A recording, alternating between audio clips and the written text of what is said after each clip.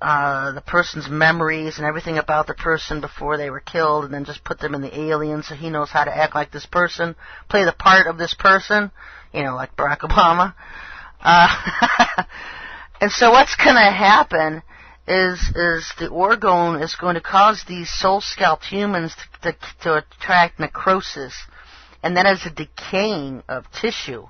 It's like the human body can't get oxygen anymore, and the tissue starts to decay. It's like gangrene, where they'll just start turning black. It's a slow death. It's a stinky one.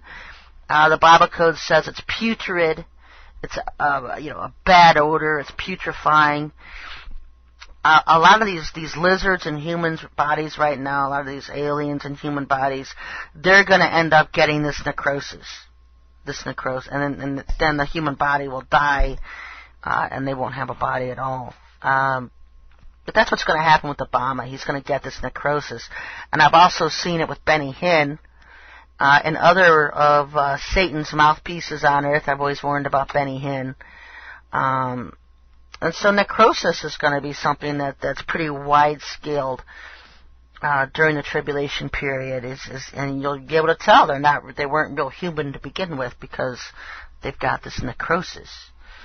So that's one way of wiping out the possessed, soul-scalped humans and the alien forces combined. Just outright alien and demonic forces, and then you've got the possessed fake humans on Earth, wiping all three different areas out with one simple product that produces positive energy. So that's what's coming, folks. Another thing I was noticing about this Maitreya that's coming in the Arabia, that he's a chatterbox. He's going to be a chatterbox. And I was just, I was thinking, oh great, he's never going to shut up. He's going to be one of these types of beings or people that you just want to shake them with both hands and their shoulders and tell them to shut up, He's never going to shut up. He's a chatterbox. It means he talks all the time. And he's going to ambush cable TV. He's going to ambush it. He's going to take it over. And you've heard about his day of declaration when he arrives. That's because he ambushes and takes over cable TV. And he's going to speak to the world through cable. I don't know how long he's going to ambush it. Probably forever. I don't know. He's one of these people that apparently likes to just sit and listen to himself talk. The dangerous thing about him is he is hypnotic, and people who listen to him can become hypnotized and put under his hypnosis. And so I've always warned people that when he is on TV, shut them off. And if they won't shut off, unplug them, throw them out.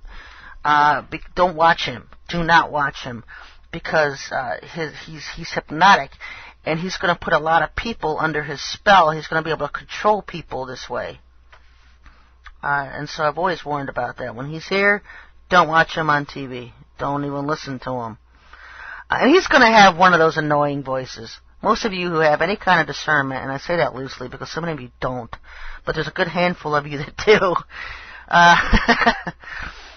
He's got one of those annoying voices that when you listen to him, you can already tell he's one of these hypnotic artists. I don't know how you say it, but one of these people that can hypnotize you while they're speaking. I don't know if you've ever discerned that. I can discern it from different people that speak, and I won't listen to them.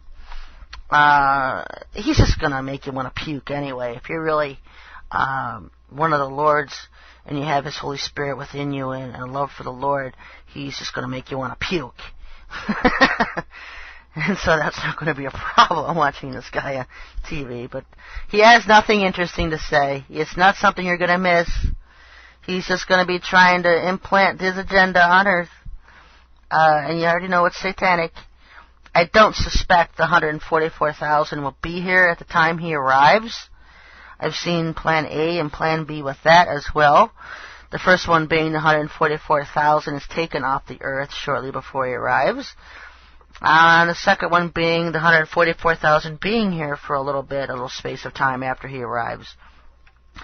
And so, it's like I was telling my friend earlier, if it's the power of prayer that moves the Lord's hand and how He moves, Then 143,998, because I already know the two of us are praying. I need to start praying that the Lord takes us out before this guy arrives. And then we're not going out just because we're afraid to see him. I want to go out. I want to get my new body and come back and kick his butt. I've already tried to do it in this body. Now I'll go back. I want to go get my spirit body and come back with even more power and be a pimple on his butt the whole time he's on Earth. And so that's plan A and plan B. We're taken before, we're taken after. But the power of prayer, folks, can move the Lord's hand. And so I guess we'll find out what happens, whether we're taken out before or after. I've seen it both ways in the codes. And I've always said there's 3 to 4 different ways past A, B, C, D of the way things are going to happen. And so I just try to identify them all so that I have a general idea. It's very likely that if we're still here when he comes, I will be imprisoned by him. And so I'd have to go through all that. And I really could care less. Whatever the Lord wants. Whatever pleases the Lord the most. That's what I want to do. I'm his warrior. I'm here for him. And so it's going to be plan A or plan B and whatever. It's in his hands. And so I think that pretty much wraps up everything I was want to talk about in the codes. It's just interesting, folks. A lot of interesting things going on. I wanted to talk about Babylon because you know what? I was still doing some study and research on the second half of the tribulation period because I don't feel like I have it all. I have a lot I know about, but I don't have it all. And so that's why I was delaying to give myself some more time to get more information from the Lord. Because it doesn't matter what I think, I want info from the Lord. I want him to tell me what's coming and what's going on and to open the doors and reveal things to me. And he does that when I'm studying, and so I need a little more time to study to get more info. But one of the things he pointed out to me in studying Revelation chapter 18 is that Babylon the Great is New York City. It is not the entire country. And so we will see. I am from a reader. He's going to have a lot of pimples in his butt. A lot of lawyers want to be pimples on Satan's butt. Yes, I agree. But as far as Revelation 18 going, Revelation 17, clearly the Vatican, the spiritual whore of Babylon is the Vatican. Revelation 18, you see the great, Babylon the Great. This is more like the political and economics. And this is New York City. New York City is going to be destroyed. And I've seen Hillary and Obama together on this. Now, so I don't know. One code said Obama was already dead. One code said Obama was president. And Hillary was his secondary, his vice president. And so I don't know which way it's going to go with that. But clearly, it's New York City. Now, what I did find interesting is the different routes that New York City is going to be destroyed. Because in one plan A, you have New York City being destroyed by a shower of hailstones, just being destroyed and pounded and pummeled. I can't even speak. Pummeled and plundered by 100-pound hailstones